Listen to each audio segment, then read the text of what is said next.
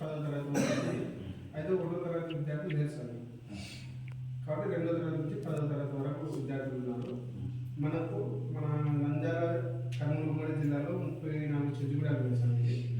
ఆ చెంచుగూడాలకి మనకు 14 గూడాల నుంచి పిల్లలు ఉన్నారు సార్. ఓన్లీ ట్రైబల్స్ చెంచులు మాత్రమే మనకి ఆవాసంలో చదవడానికి వసతి ఏర్పాటు చేస్తాం. ఈ సంస్థ అంతా కూడా ఆర్ఎస్ఎస్ శివభారతి నిర్మిస్తాం. శివభారతి ఆధ్వర్యంలో మీరంతా చక్కగా మీ చదువుతో పాటు మీకున్నటువంటి భక్తి భావనతో ఉన్నటువంటి విషయాలు కూడా మీకు ఉన్నటువంటి ఉపాధ్యాయులు నేర్పిస్తున్నారు. చాలా అదృష్టం. చక్కగా అందరూ నుదుటిన బొట్టు పెట్టుకున్నారు.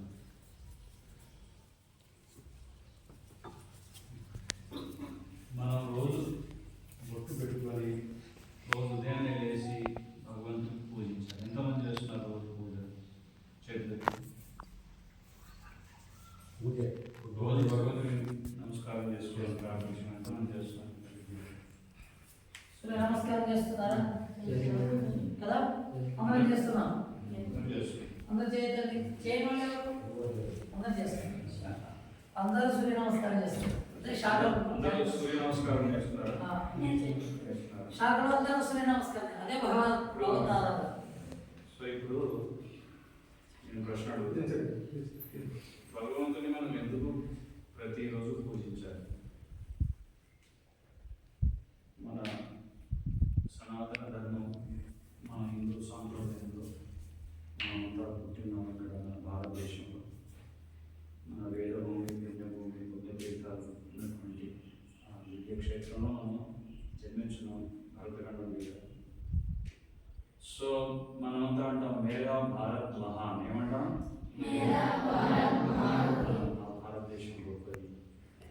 సో భారతదేశంలో జన్మించాం. సో మనం రోజు భగవంతుని ప్రార్థిస్తాం. ఎందుకు ప్రార్థించాలి చెప్పండి.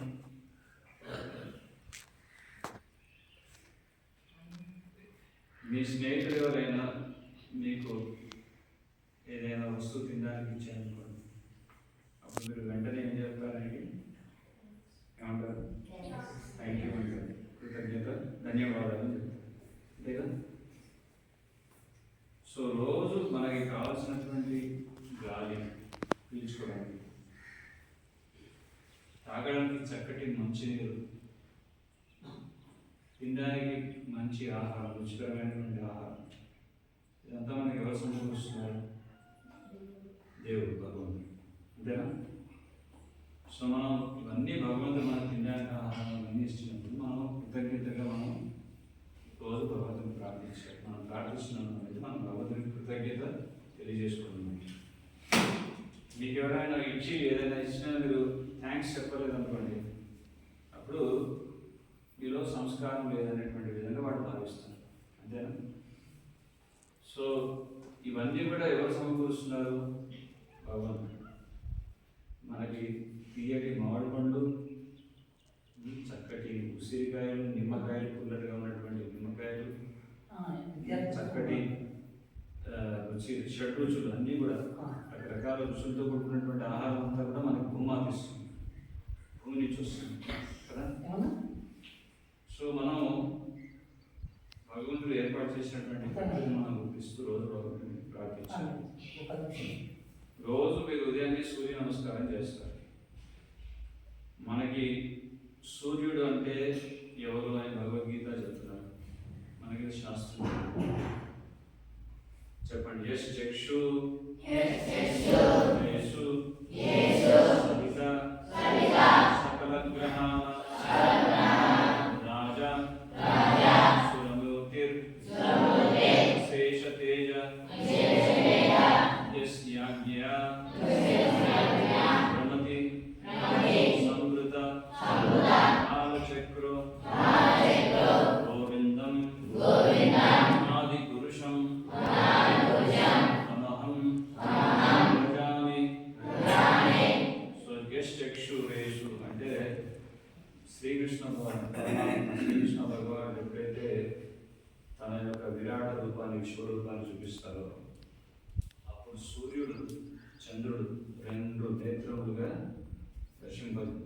దర్శనం మనకి ఇస్తారు భగవంతుడి యొక్క నేత్రం బట్టి. సో భగవంతుడి యొక్క నేత్రం లాంటి వాడు సూర్యుడు. సూర్యుడు లేకపోతే మనం ఏమి చూడలేము. మనం ఉన్నటువంటి భూమండలం చీకటి ప్రదేశం. సో సూర్యుడు ఉదయిస్తేనే మనం ఏదైనా చూడగలం, మనం ఏదైనా కార్యం చేయగలం. సో రోజు సూర్య నమస్కారాలు చెప్తున్నారంటే సూర్యుడికి కూడా మీరు కృతజ్ఞత చెప్తున్నారు, అంతేగా? సూర్య నమస్కారం అంటే ఒక్కొక్క భంగిమలో మీరు ప్రణామాలు చేస్తూ సూర్యుడి యొక్క వివిధ నామాల్ని ఉచ్చరిస్తూ ఓం ఖగాయ నమః, ఓం భాస్కరాయ నమః, ఓం సూర్యాయ నమః, సవిత, ఇది కూడా సూర్య భగవానుడి యొక్క ఇంకొక నామం. ఇలా సూర్య భగవానుడి యొక్క వివిధ నామాలతో ఆయనకి నమస్కారాలు చేస్తున్నారు. దీనివల్ల ఏమవుతుంది? సూర్య నమస్కారాలు చేయడం వల్ల సూర్యుడి యొక్క కృప మనకు అందుతుంది, అంతే కదా? అది రోజు మనం చేయాలి తప్పకుండా. సో ఈ విధంగా మనం భగవంతుని కృతజ్ఞత తెలియజేసేటువంటి పద్ధతులు మనం నేర్చుకుంటున్నాం. అలాగే రోజు ఉదయాన్నే లేవాలి. ఉదయాన్నే లేవడం వల్ల మన మనసు, మన మేధస్సు కూడా చాలా చురుగ్గా మారుతుంది. మనకి ఇంగ్లీష్లో ఒక కొటేషన్ చెప్తారు, early to bed early to rise makes a man healthy and wise. త్వరగా పడుకొని త్వరగా లేవడం వల్ల మన ఆరోగ్యం బాగుంటుంది, మన బుద్ధి కూడా చాలా అద్భుతంగా వికసిస్తుంది అని చెప్తున్నారు. సో ఈ రెండు సూత్రాలు పాటిస్తూ మనం శాస్త్రం కూడా చదవాలి. ఇప్పుడు పూర్వం ఏంటంటే మన గురుకుల పాఠశాల ఉండేది. బ్రహ్మచారి గురుకులే వసానామం గురోహితం. బ్రహ్మచారి అంటే బ్రహ్మచర్య వ్రతాన్ని ఈ వయసు నుంచి చక్కగా పాటిస్తూ గురుకుల పాఠశాలలో గురువు యొక్క పర్యవేక్షణలో గురుగారు నాకు ఇక్కడ టీచర్స్ ఉన్నారు, మంచిగా మన సనాతన ధర్మం గురించి తెలియజేసేటటువంటి ఉపాధ్యాయులు. సో వారి సమక్షంలో వీరు శాస్త్రాన్ని, మనకి భగవద్గీత ఏదైతే ఉందో మన యొక్క అతి అమూల్యమైనటువంటి మన సాహిత్యం, మనకి ప్రధానమైనటువంటి గ్రంథం ఏమిటంటే భగవద్గీత. రేపు పొద్దున వచ్చి ఎవరైనా మీరు ప్రశ్నించారనుకోండి, మీరు హిందువులా అంటే అవునండి మేము హిందువులు అని చెప్తారు. ఏది భగవద్గీత గురించి ఒక విషయం చెప్పండి అంటే మనం తెల్లమొహం విషయం అనుకోండి, అప్పుడు ఎటువంటి హిందువులు అయ్యారు మీరు అని చెప్పి మనల్ని వేరెత్తి చూపించేటటువంటి పరిస్థితి వస్తుంది. సో పరిస్థితి రాకముందే మన ధర్మాన్ని మనం సంరక్షించుకోవాలి, మన ధర్మం గురించి మనం కాస్త కూస్తో తెలుసుకొని ఉండాలి.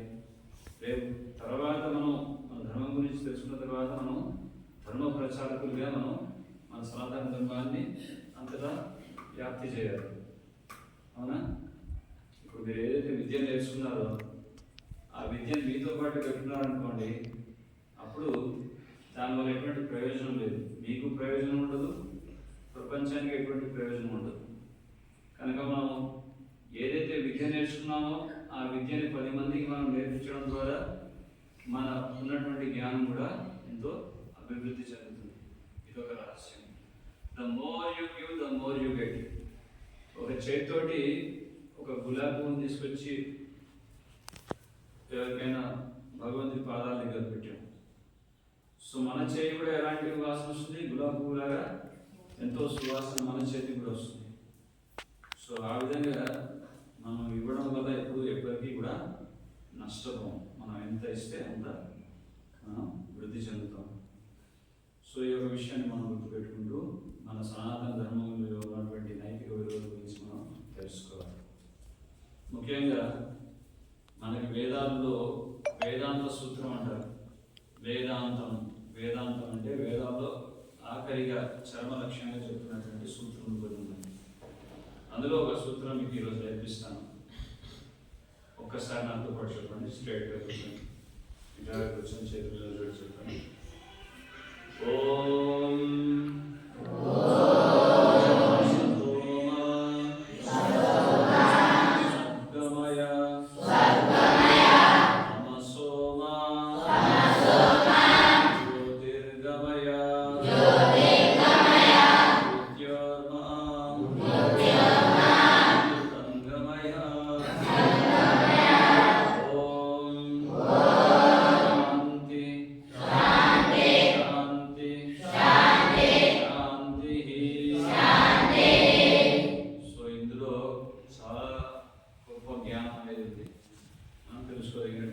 అవకాశాలు ఎన్నో ఉన్నాయి. ఓం అసతో మా సద్గమయ అంటే అసత్తు అనేటువంటి అంధకారంలో ఉండకండి. ఈ అజ్ఞానం, అసత్తు అంటే అజ్ఞానంతో పోలుస్తున్నారు. ఈ అజ్ఞానంలో ఉంటే, ఈ అజ్ఞానంలో ఉండడం వల్ల మనం పతనం అయిపోతాం. సో ఎక్కడైతే జ్ఞానం ఉంటుందో అసతో మా సద్గమయ, తమసో మా జ్యోతిర్గమయ, ఈ తమస్సుని విడిచి ఎక్కడైతే జ్ఞానం ఉందో ఆ జ్ఞానం వైపు రండి. జ్ఞానాన్ని తేజస్సుతో పోలుస్తున్నారు.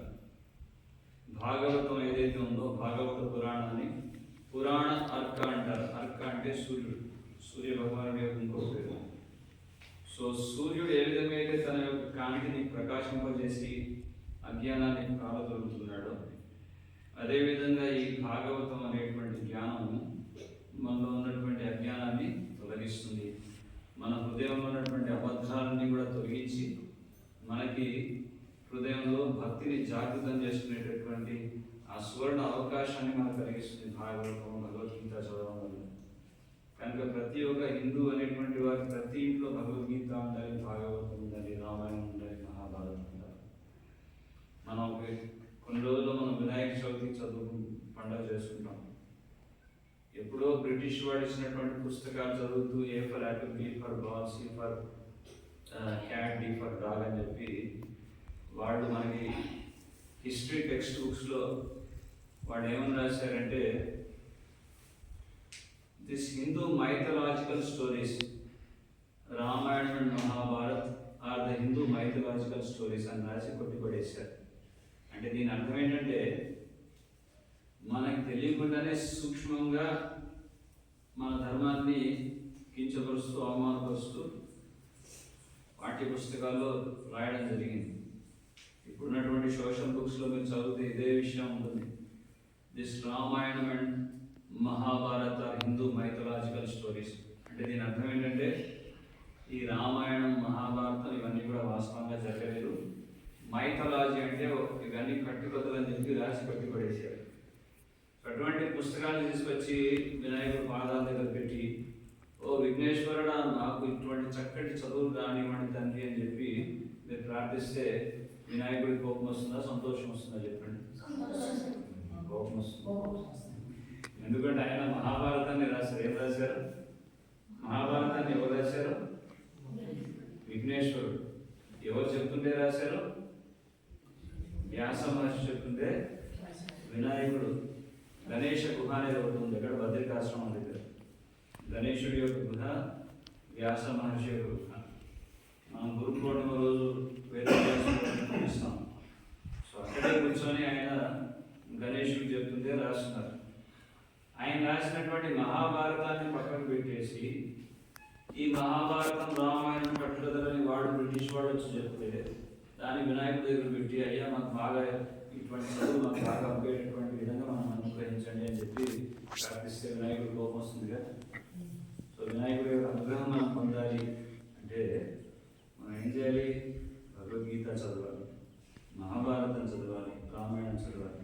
సో ఈ విధంగా అసతోమా సద్గమయ, తమసోమా జ్యోతిర్గమయ అంటే అజ్ఞానమైనటువంటి అంధకారాన్ని విడిచి ఈ ప్రకాశవంతమైనటువంటి జ్ఞానాన్ని స్వీకరించండి. సో ఆ విధంగా మీ జీవితాన్ని చక్కబెట్టుకోండి. మీరంతా ఇప్పుడు బాల్యావస్థలో ఉన్నారు, చిన్న వయసులో ఉన్నారు. చిన్నవాడిని నాకు ఇప్పుడు ఇవన్నీ అవసరమా అని అప్పుడు కూడా అనుకోకండి. ప్రహ్లాదుడు ఏ వయసులో ఉన్నాడు? చిన్న వయసే, మీ వయసే. కానీ గొప్ప మహాభక్తుడు. వీరంతా కూడా చెంచు గూడెంలో ఉన్నటువంటి చెంచుల యొక్క వంశానికి చెందినటువంటి వారు. అంతేనా కదా? చెంచు లక్ష్మీ అమ్మవారు ఎవరు? లక్ష్మీదేవి. లక్ష్మీదేవి మీ యొక్క కుటుంబంలో జన్మించింది. చెంచు లక్ష్మీ గారు అంటే లక్ష్మీ నరసింహస్వామి. లక్ష్మీ నరసింహస్వామి ఎవరు? మీకు బంధువు. అంతేనా? సో అంత దగ్గరగా ఉన్నారు. మన అహోబిలంలో నరసింహస్వామి వారు ఆయన వివాహం ఎప్పుడైతే చెంచు లక్ష్మమ్మ వారితో వివాహం అనేది జరుగుతుందో మొత్తం అన్ని గ్రామాలని పర్యటిస్తూ ఆయన ఏం చేస్తారు, ఆయన వివాహ పత్రికని అందరికీ అందజేస్తారు. నా వివాహానికి, నా కళ్యాణానికి అని చెప్పి అందరినీ కూడా ఆమంత్రిస్తారు. సో చెంచు లక్ష్మీ అమ్మగారు లక్ష్మీ నరసింహస్వామిని వివాహం చేసుకున్నారు. చెట్టు లెక్క గలవా ఓ నరహరి, పుట్ట లెక్క గలవా. పాట విన్నారా? ఎవరు పాడతారు? చెంచు లక్ష్మీ అమ్మగారు. ఆ విధంగా మీరంతా కూడా నరసింహస్వామికి చాలా దగ్గరగా ఉన్నవాడు, మంచి భక్తులు. సో ఆ భక్తి భావాన్ని మన హృదయంలో చోటు చేసుకోవాలంటే మనం భగవంతు గురించి వినాలి ప్రతిరోజు. వినకుండా ఉంటే మనం భగవంతు గురించి అర్థం చేసుకున్నాం. ఎవరైనా అడిగితే మనం చెప్పలేము, మన ధర్మం గురించి మనం చెప్పలేము. సో అలాంటి పరిస్థితిలో ఉన్నటువంటి మనం అంత బలహీనంగా ఉంటే మన ధర్మం గురించి, మన భగవద్గీత గురించి, మన జ్ఞానం గురించి మనం అర్థం చేసుకోకపోతే రేపు మనం సునాయాసంగా వచ్చేసి మనని అణిచివేసే ప్రయత్నాలు చేస్తారు. అందుకే మన ఈ ఆర్ఎస్ఎస్ కార్యకర్తలు కానీ ఇక్కడ ఉన్నటువంటి వాళ్ళంతా కూడా వాళ్ళు ప్రయత్నం చేస్తుందంటే మన సనాతన ధర్మాన్ని మనం కాపాడుకోవాలి. సనాతన ధర్మం అనేది ఎప్పుడో ఏదో 10 సంవత్సరాల క్రితం ప్రారంభమైనటువంటిది కాదు. మిగతా అన్ని ధర్మాలకి మనం టైటిల్ ఇవ్వచ్చు. క్రీస్తు పూర్వం అని, ఏసీ అని, బిఫోర్ క్రైస్ట్ అని, ఆఫ్టర్ క్రైస్ట్ అని, లేకపోతే ఇంకేదేదో మనం చెప్పవచ్చు. ఖురాన్ అనేది ఎప్పుడు ప్రారంభమైంది, దానికి ప్రాఫెట్ మహమ్మద్ అని వారు ఎప్పుడు వచ్చారని, ఇవన్నీ కూడా అన్నవాడు ఉన్నాయి. కానీ సనాతన ధర్మం అనేది ఇది భూమి పుట్టినప్పటి నుంచి ఉంది. ఇది మధ్యలో పుట్టుకొచ్చినటువంటి ధర్మం కాదు. సనాతన ధర్మం అంటే అర్థం ఏంటో తెలుసా? సనాతన ధర్మం అంటే శాశ్వతమైనటువంటి ధర్మం. సనాతన ధర్మం అంటే ఏంటి? శాశ్వతంగా ఉన్నటువంటి ధర్మం. సనాతన అంటే పదానికి అర్థం ఏంటంటే శాశ్వతమైనటువంటి ధర్మం, మధ్యలో పుట్టుకొచ్చినటువంటిది కాదు. అటువంటి సనాతన ధర్మం అంత గొప్ప ధర్మంలో అసలు ధర్మం అంటే ఏంటో మనం తెలుసుకోవాలి. ధర్మ సూత్రాలు ఎక్కడి చూస్తున్నాయి చెప్పండి? ఎక్కడి నుంచి బోధిస్తున్నారు? ధర్మాన్ని ఎవరు బోధిస్తున్నారు? ధర్మం అనేది ఎక్కడి నుంచి వస్తుంది? ధర్మం అంటే ధర్మంతు సాక్షాత్ భగవత్ అడీతం. ధర్మం అనేది సాక్షాత్తు భగవంతుని నుంచి తోస్తుంది. ధర్మం అంటే భగవంతుని దేవదేవుని అర్థం చేసుకోవడం, అదే ధర్మం యొక్క ముఖ్య ఉద్దేశం. సో ఈరోజు మీకు ఒక చాలా ముఖ్యమైనటువంటి విషయాన్ని చెప్తాను. ఈ నియమాల్ని మీరు ఎప్పుడు పాటించేటటువంటి విధంగా మీ మనసులో పెట్టుకోవాలి. అప్పుడు మన ధర్మాన్ని కాపాడుకున్నటువంటి వాడు అవుతాం. ధర్మానికి 4 పాదాలు ఉంటాయి. ఎన్ని పాదాలు? 4 పెట్టుకోండి. చెప్పండి. సత్యం, దయా, తపః, శౌచం. మళ్ళీ చెప్పండి. సత్యం, దయా, తపః, శౌచం. సత్యం, దయా, తపః, శౌచం. సత్యం, దయా, తపః, శౌచం.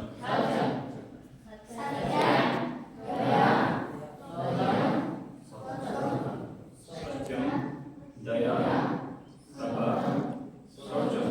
చెప్పండి. సత్యం, దయా, తపః, శౌచం. గట్టిగా.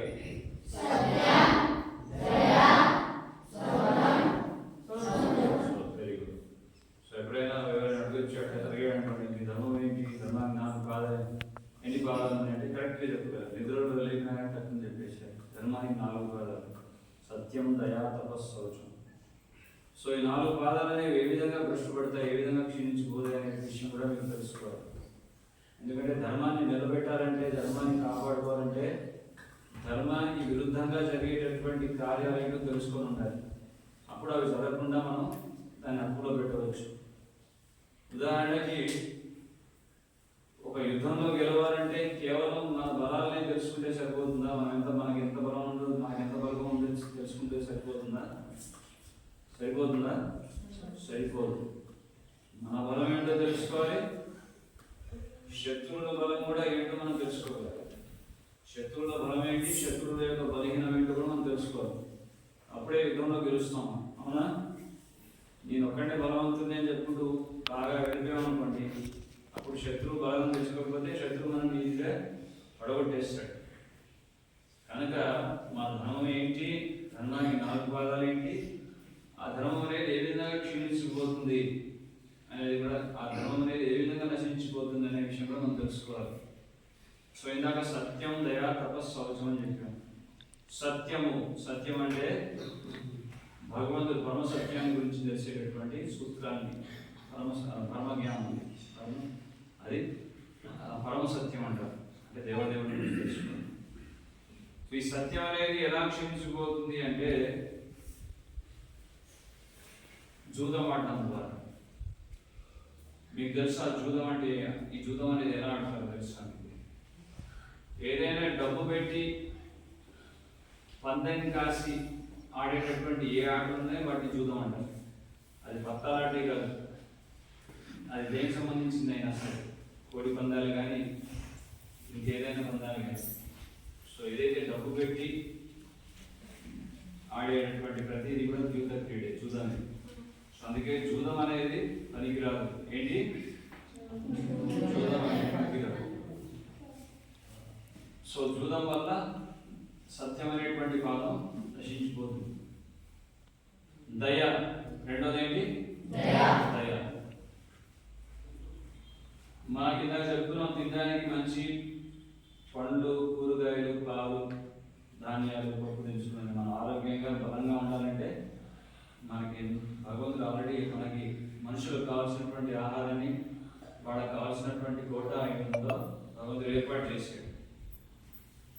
అనవసరంగా జీవహింస చేయకూడదు. ఏం చేయాలి? అనవసరంగా ఒక ప్రాణిని చంపకూడదు. ఒక తండ్రికి 4 కొడుకున్నారనుకోండి, ఒకవాడు మూగవాడైతే ముగ్గురు వచ్చి తండ్రి దగ్గరికి వచ్చేసి, నాన్న ఆఖరి వాడికి నోట్లో మాట లేదు, వాడి భూమికి భారం అని చెప్పేసి వాడిని చంపేస్తాము అంటే తండ్రి ఒప్పుకుంటాడా? అలాగే భగవంతుడు అందరికీ తండ్రి, సమస్త ప్రాణకోటికి అందరికీ కూడా భగవంతుడు తండ్రి. సో ప్రాణం పోసినటువంటి తండ్రి ఆయన మన అన్ని జీవులకి, సర్వ జీవరాశులకి ప్రాణం పోస్తే ఆ జీవిని చంపే అధికారం మనకు ఎవరు ఇచ్చారు? చెప్పండి, తప్పు కదా? నోరు లేని జీవని చెప్పేసి చంపితే పాపం కదా. సో అందుకే ఏ జీవిని చంపకూడదు, మాంసం తినకూడదు. అర్థమవుతుందా? సో ఎవరైనా వచ్చి మాంసం పెడితే ముట్టుకోకండి, అది పాపం. సో దానివల్ల మాంసభక్షణ వల్ల, మాంసం తినడం వల్ల మనలో ఈ దయ అనేటువంటి గుణం నశించిపోతుంది. ఏ గుణం నశించిపోతుంది? దయాగుణం. అంటే రాక్షసులాగా తయారవుతాం, నరరూప రాక్షసులాగా తయారవుతాం. మంచి నాయకుడు, మంచి పౌరుడిగా, మంచి వారిగా, సమాజంలో మంచి నాయకుడిగా ఎదగాలా, లేకపోతే రాక్షసత్వంతో ఎదగాల? మంచి నాయకుడు, మంచివాడు, మంచి పౌరుడు. అప్పుడు ఈ కార్యాన్ని వదిలిపెట్టారు. మాంసాన్ని, జంతువుని చంపకూడదు, మాంసాన్ని తినకూడదు. సో దయ. తర్వాత తపస్సు. తపస్సు చేయాలంటే మనకి ప్రతిరోజు మనం భగవంతుని ప్రార్థించాలి, దృఢ సంకల్పంతో భగవంతుడి సేవ చేయాలి. అంటే ఎటువంటి మత్తు పదార్థాలు తీసుకోకూడదు. ఇప్పుడు మీరు చిన్నపిల్లలు కాసేపు ఇంకొన్ని సంవత్సరాల తర్వాత పెద్దవాళ్ళు అవుతారు, గుర్తుపెట్టుకోవాల్సినటువంటి విషయం ఇది. చాలా జాగ్రత్తగా. పెద్ద సినిమాల్లో అలా హీరో సిగరెట్ తాగాడని చెప్పేసి, గుట్కా పాన్ పరాకు తిన్నాడని చెప్పి, లేకపోతే మందు తాగాడని చెప్పేసి మనం కూడా అట్లాగే చేస్తే ఈరోజు సిగరెట్ మనం కాలుస్తాము, తర్వాత ఆ సిగరెటే మనం దహించేస్తుంది. రకరకాల జబ్బులతో మనం మన ఒంటిని సర్వనాశనం చేసుకున్నటువంటి వాళ్ళం అవుతాం. సో ఆ విధంగా క్యాన్సర్ ఇట్లాంటి జబ్బులు వస్తాయి మనకి. అందుకే మత్తు పదార్థాలకి దూరంగా ఉండాలి. అది సిగరెట్ కానీ, సారాయి కానీ, మద్యం కానీ, వీటి జోలికి వెళ్ళకూడదు. అర్థమవుతుందా? సో అది కూడా మనం జాగ్రత్తగా ఉండాలి. అది కనుక మనం ఆచరించకపోతే తపస్సు అనేటువంటి ధర్మానికి ఉన్నటువంటి ఒక పాదం ఏదైతే ఉందో అది మన చేతుల ద్వారా నాశనం చేసుకున్నటువంటి వాడు మొత్తం. ఇక్కడ ఋషులంతా కూడా తపస్సు చేసినటువంటి క్షేత్రంలో మీరందరూ ఉన్నారు. సో వాళ్ళని స్ఫూర్తి తీసుకొని మనం కూడా తపస్సు చేయాలి ఇక్కడ. సో అందుకే అలా కూర్చోమని చెప్పారు. అంటే దీని ఏంటంటే తపస్సులో ఒక భంగిమది. అలా విన్నపూస నిటారుగా వెళ్ళి ఇలా 2 వేళ్ళని ఇలా పెట్టుకొని ఉన్నారంటే దీన్ని చిన్ముద్ర అంటారు. ఏ ముద్ర అంటారు? ముద్ర. అంటే ఏకాగ్రత కోసం, మనసుని పూర్తిగా కేంద్రీకరించడం కోసం ఈ ముద్రలో కూర్చుంటారు. సో ఎందుకంటే తపస్సు చేయడానికి. కానీ ఈ మద్యం సేవించడం వల్ల ఇలా కూర్చోమంటే కూర్చోగలరా? కూరుతూ ఉంటారు కదా, అలా కూరుతుంటారు కదా. అందుకే మత్తు పదార్థాల జోలికి దయచేసి వెళ్ళకండి.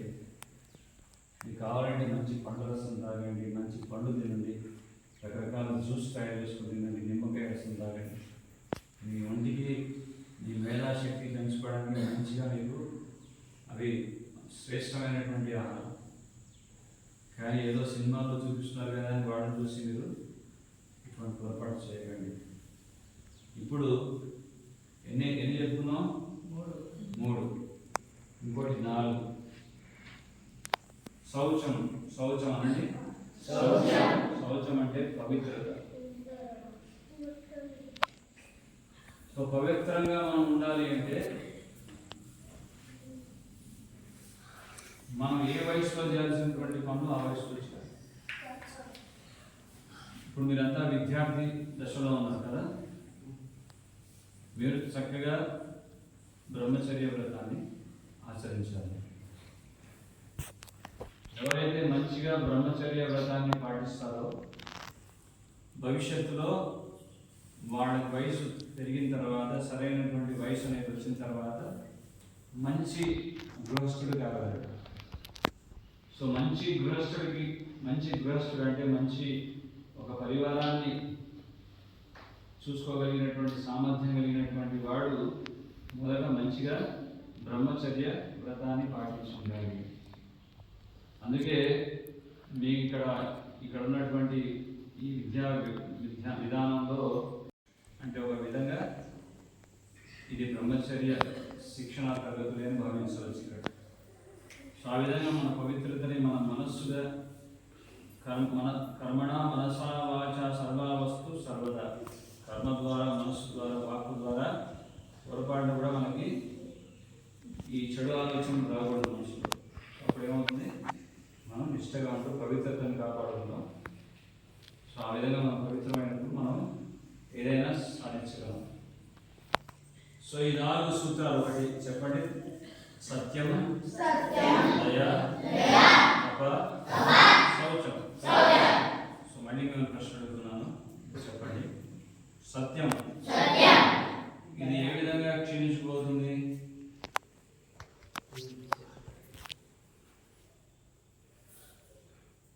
మీరున్నారుగా. మొదట ఏ చేయకూడదని చెప్పాను మీకు? జూదం. ఇది జూదం ఏంటి? జూదం అంటే డబ్బు పెట్టి ఆడే ఆట ఏదైనా సరే జూదం ఆడకూడదు. ఓకే. దయ అనేది ఎప్పుడు నశించిపోతుంది? మాంసభక్షణ, జీవిని చంపి దాని యొక్క మాంసం తినడం వల్ల దయ అనే లక్షణం కోల్పోతాం కదా. ఆ పాపం చేయకూడదు. తపహ అంటే తపస్సు చేసే శక్తి ఎప్పుడు కోల్పోతాం? Very good. మత్తు పదార్థాలు తీసుకోవడం. సో మత్తు పదార్థాలు జోలికి వెళ్ళకండి. మీరు పల్లెటూరులో ఉన్నారు, పట్టణాల్లో చదువుకునే పెద్ద బాంబేలో అట్లా వాళ్ళు రకరకాల మత్తు పదార్థాలకు బానిసలు అవుతున్నారు. సో అటువంటి పొరపాటున ఉన్నటువంటి జోలికి వెళ్ళడం చాలా ప్రమాదకరం. సారాయి కానీ, మద్యం కానీ, సిగరెట్లు కానీ, గుట్కా, పాన్ పరాగులు కానీ ఇట్లాంటివన్నీ కూడా వాటిని ఎప్పుడు దూరంగా ఉంచాలి. అది చాలా ప్రమాదకరం. సరేనా? తర్వాత ఈ 3 అయిపోయినాయి. ఆఖరిది ఏంటి? శౌచం అంటే పవిత్రత. సో అందుకే బ్రహ్మచర్య వ్రతాన్ని ఆచరించాలి. బ్రహ్మచర్య వ్రతం ఆచరిస్తే మీకు శక్తి వస్తుంది. ఆ శక్తి అనేది మీకు భవిష్యత్తులో ఉపయోగపడుతుంది. సో ఇప్పుడు అది ఈ బ్రహ్మచర్య వ్రతం అనేది బాల్యావస్థ నుంచి మీరు అభ్యాసం చేయలేదనుకోండి, అప్పుడు మానసికంగా శారీరకంగా బలహీనులుగా తయారైపోతారు. అప్పుడు భూమికి భారం తప్ప భూమికి ఏమీ చేయలేదు. సో అందుకే ఈ విషయాన్ని మనం గుర్తుపెట్టుకోవాలి. ఓకే, సో ఇప్పుడు ఇంకొక చిన్న పద్ధతి మీకు చెప్తున్నాను. భగవంతుడి యొక్క నామ సంకీర్తన మీరందరూ కూడా చేయగలుగుతుంది. మీరందరూ కూడా అతి సునాయాసంగా ఇది చేయవచ్చు. సో ఒకసారి చెప్పండి, చేతులు రెండు చేతి పైకి చెప్పండి. హరే కృష్ణ హరే కృష్ణ హరే కృష్ణ హరే కృష్ణ కృష్ణ కృష్ణ కృష్ణ కృష్ణ హరే హరే హరే హరే హరే రామ హరే రామ హరే రామ హరే రామ రామ రామ రామ రామ హరే హరే హరే హరే. ఇప్పుడు ఇదే సంకీర్తన, ఇదే నామాన్ని మనం ఒక కీర్తనగా చేద్దాం. సో మీరందరూ నిలబడండి. ఇప్పుడే రెండు చేతులు పైకెత్తండి. మీకు ఒక స్టెప్ నేర్పిస్తాను. దీన్ని స్వామి స్టెప్ అంటారు. అలా నాట్య పలుకులో నాతో పాటు చెప్తూ మంత్రాన్ని చెప్తూ నాట్యం చేయండి. చేయండి. సైడ్ ముందుగా సైడ్ సైడ్. హరే కృష్ణ హరే కృష్ణ కృష్ణ కృష్ణ హరే హరే హరే రామ హరే రామ రామ రామ హరే హరే హరే కృష్ణ హరే కృష్ణ కృష్ణ కృష్ణ హరే హరే హరే రామ హరే రామ రామ రామ హరే హరే హరే కృష్ణ హరే కృష్ణ కృష్ణ కృష్ణ హరే హరే హరే రామ హరే రామ రామ రామ హరే హరే. మీకు రెండో స్టెప్ నేర్పిస్తాను. అందరూ చేతులు పట్టుకోండి. మీరు ఇక్కడ మన సప్త సంగమ క్షేత్రం చూశారు కదా, సప్త నదుల యొక్క సంగమ తీర్థ క్షేత్రం.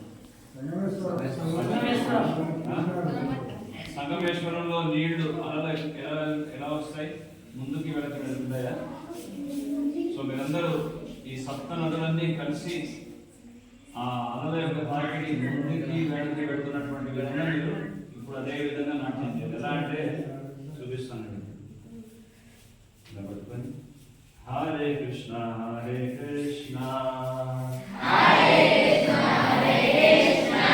కృష్ణ కృష్ణ హరే హరే హరే రామ హరే రామ రామ రామ హరే హరే హరే కృష్ణ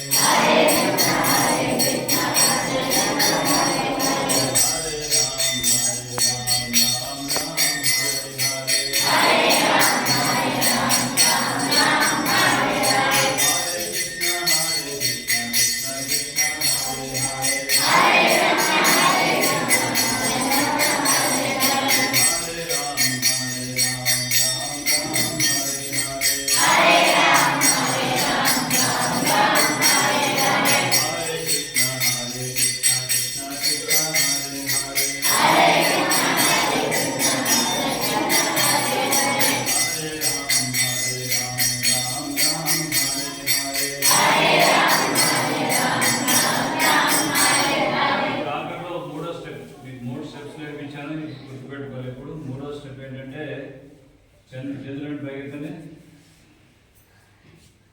పైకి ఎగరండి కాదు. సో ఏ విధంగా అయితే ఆంజనేయ స్వామి హనుమంతుడు ఎత్ర ఎత్ర రఘునాథ కీర్తనం తత్ర తత్ర కృత మాస్తకాంజలి బాష్పవారి పరిపూర్ణ రోచనం మారుతిన్నమత రాక్షసాంతరం.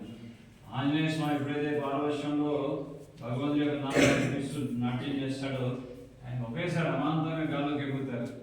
సో ఈ బలం కూడా ఇప్పుడు మంచి మంచి యవ్వనంలో ఉన్నారు. సీలింగ్ అందుకోగలుగుతారు. అలా పైకి గంతేడు ఒకసారి.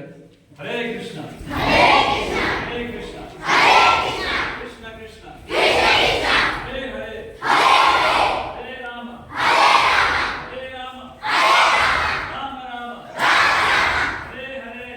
వైకుంఠంలో ఉన్నటువంటి ఆ శ్రీనివాసుడు కృష్ణుడికి వినుకోవాలి. ఇప్పుడు అందరూ జంప్ చేయండి. హరే కృష్ణ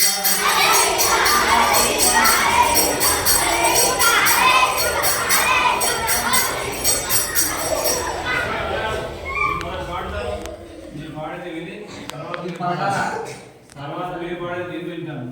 అలా ఫస్ట్ నేను పాడతాను. హరే కృష్ణ కృష్ణ కృష్ణ హరే హరే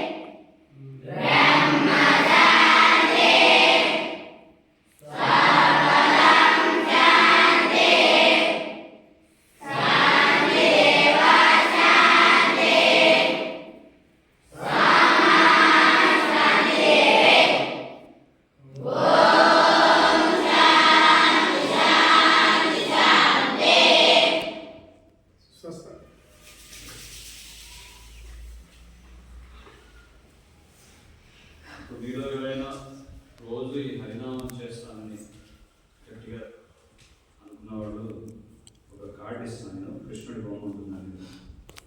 సో మీరు ఇది రోజు ఇంటికి వెళ్ళి రోజు ప్రతిరోజు చేయాలి. ఇక్కడే